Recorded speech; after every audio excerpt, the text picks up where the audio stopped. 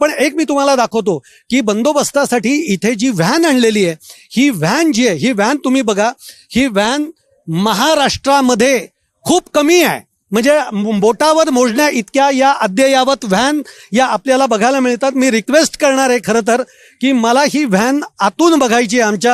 मी तशी साहेबांची परवानगी घेतलेली आहे, पण आज एवढी अत्याधुनिक व्हॅन आहे ही आपल्या सगळ्या प्रेक्षकांना आपल्याला दाखवता येईल.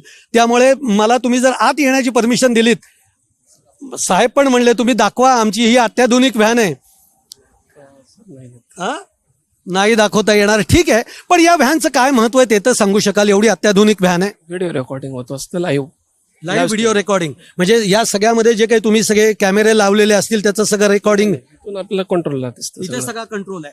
बघा म्हणजे किती बंदोबस्त कशा प्रमाणामध्ये. कारण हे आंदोलन जेव्हा होत आहे तेव्हा या आंदोलनामध्ये अनेक लोक घुसू शकतात ही शंका देखील आहे. हे आंदोलन चिरडण्यासाठी किंवा या आंदोलनावर गालबोट निर्माण करण्यासाठी काहीही होऊ शकतं, यासाठी हा सगळा बंदोबस्त आहे.